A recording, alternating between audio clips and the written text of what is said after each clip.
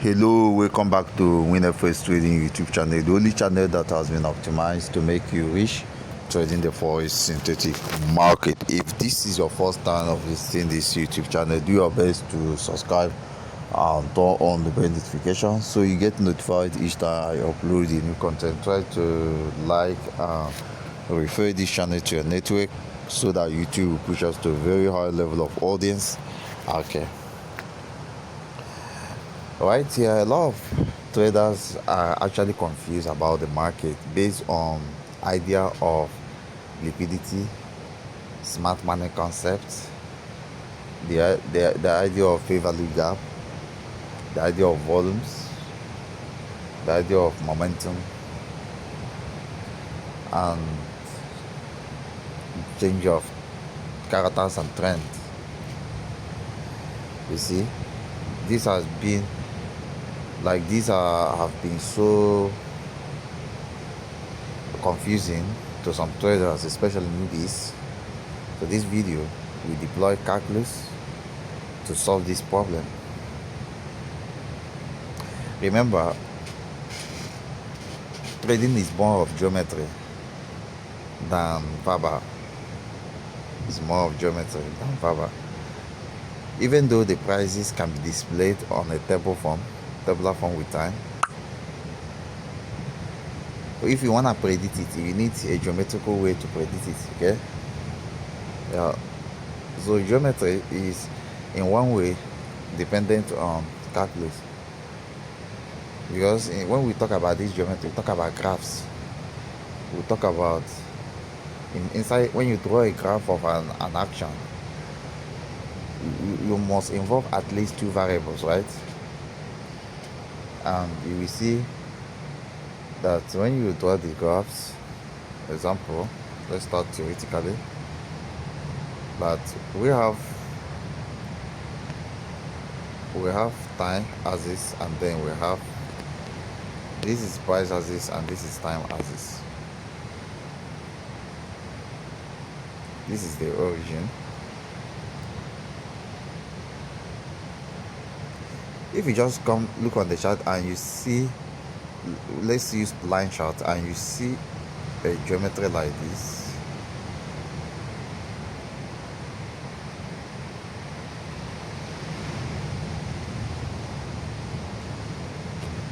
you know, when you see a geometry like this, for you to interpret this thing perfectly, you will not just be using moving averages, trend line, support and resistance, demands tools, or other technical tools on trading view or other trading platform. Now you need high level mathematical idea to interpret this thing. You need a high level mathematical idea to interpret this thing. Okay. And the best tool to use is calculus.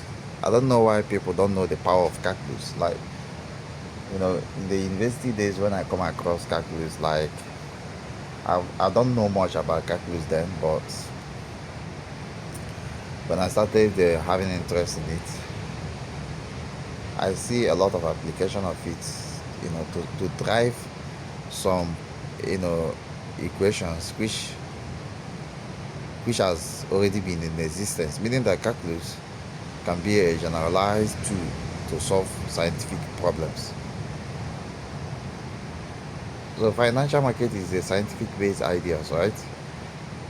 Yes, because it deals with functions, how price varies with time. Okay, so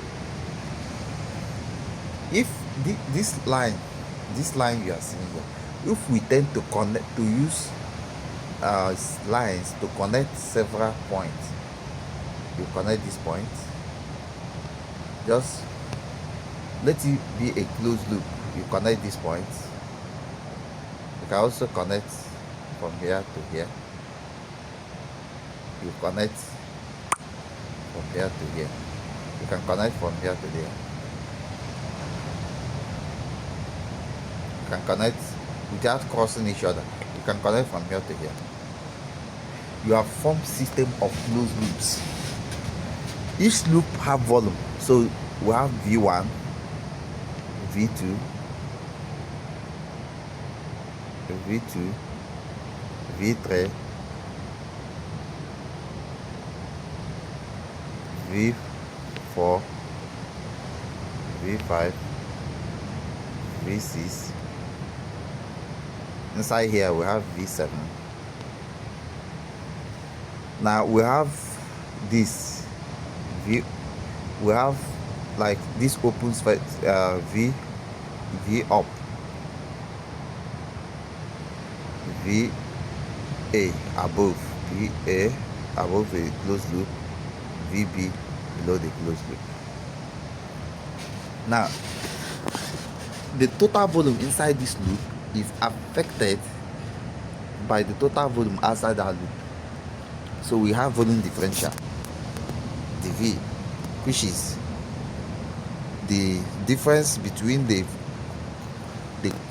closed loop volume and that of the total external volumes. Okay, now I'm just talking about volume issue. Now you see, when you are measuring volume, you have to take this thing to be a 2D analysis by converting it from a surface to 2D. Okay, it becomes a 2D problem.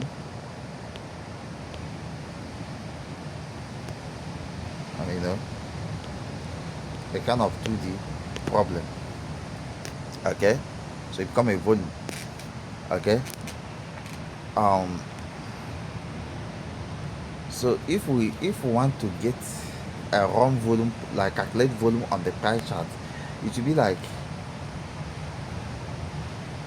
that. The volume, remember, the volume will be like the integral of price squared with respect to time. And the reason why I square the price function dimensionally, volume is measured in cube. So if time is measured in seconds, then we have to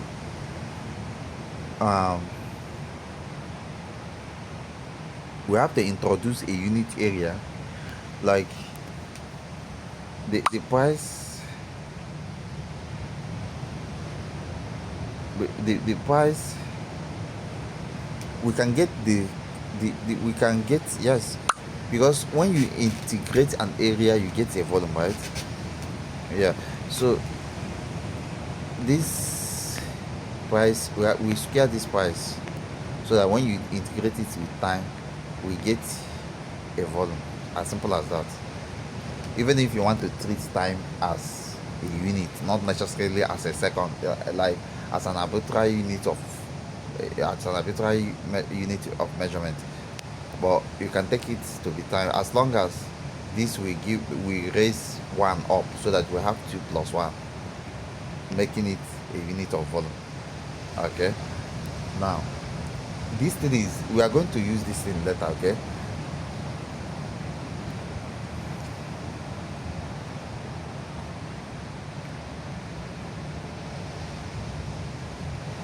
now let's talk about surface.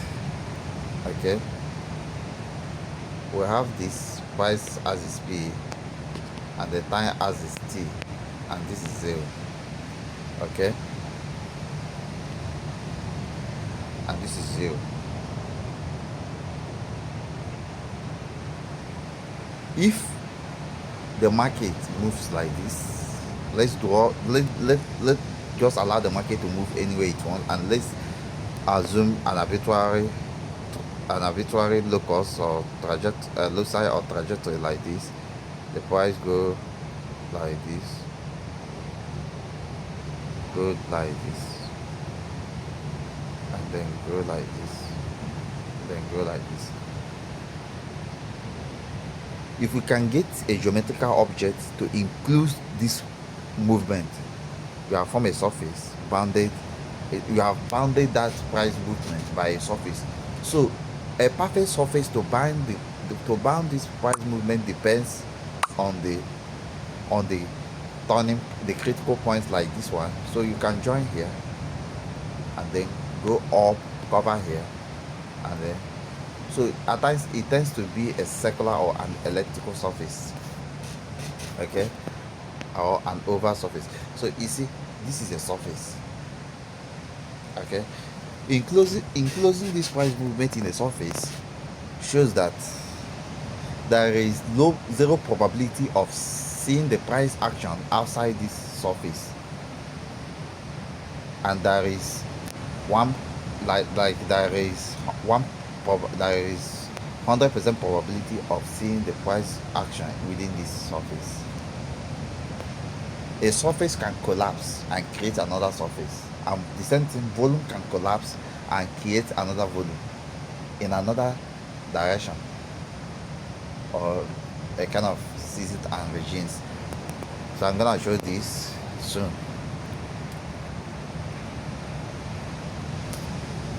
So right now this is FSBO 20 index, right?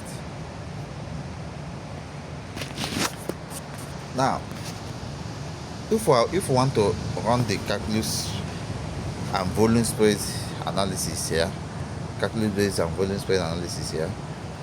what you need to do is select a time frame that generalizes the price characteristics. So you selecting the 4-hour time frame is good. You can select the 4-hour time frame or daily time frame, but let us use the 4-hour time frame so that the swinging can be so clear, okay. Now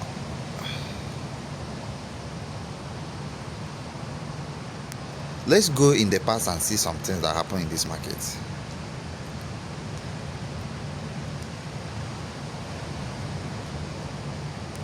Now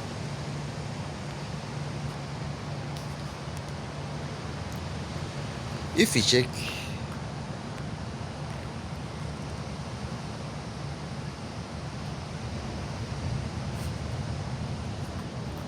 let's get these tools.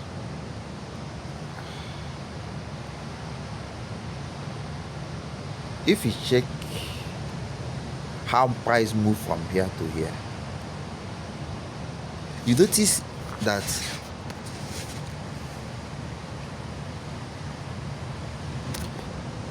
when we enclose this in a surface, we have formed an area, right? Now our belief is that price will remain inside this area so long the buy action is active, right? And that's what price did. Price remained inside that area, okay.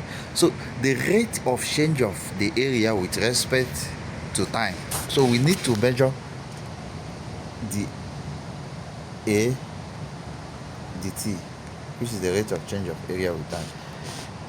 Each time this rate of change of area with time keep existing, it means that the market is actually active in the unit vector modeling that area. So what should be the unit vector modeling this area?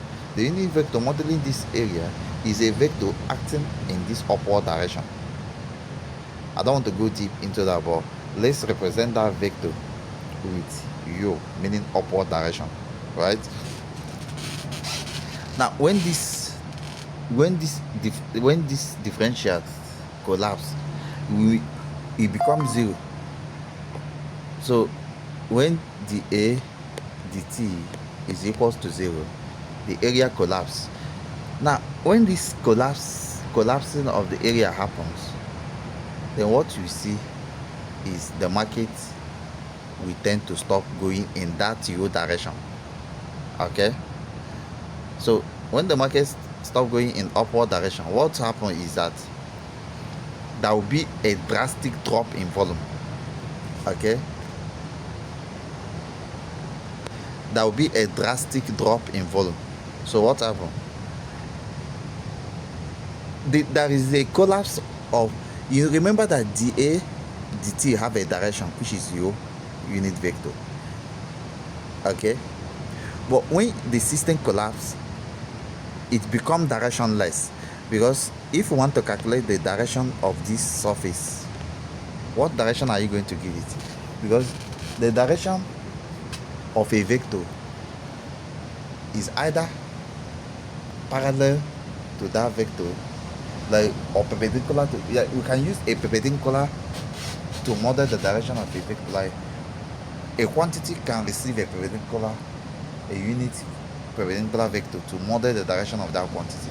But in a financial market, we have only two directions, up or down. So if this one does not have direction, like, no way we can calculate the A dt, because our the A dt must have direction. That's the main thing. So we can't calculate the A dt. The only thing we can say is that the A dt is 0, as simple as that. So when the A dt is 0, does not mean the volume is 0. No, the volume is there. The volume is not necessarily 0, but we can minimize volume, the rate of change of volume with time. We can make it to approach 0, but not necessarily 0. But the surface can vanish. Yes, because the surface must have direction, but not necessarily the volume. Why I give surface direction is easier to relate surface and a line than to relate volume with a surface in terms of direction. Okay, so from here to here, the volume is infinite, like the volume increases. Then when it reaches here, it goes to 0, but the surface automatically collapses to 0 based on vector meaning of the surface, the vector direction. And then what happens? The volume, the surface change direction and start increasing like this, and the volume rises again. That is the volume spread analysis. The ability of volume to rise and diminish, rise and diminish. That is volume spread analysis.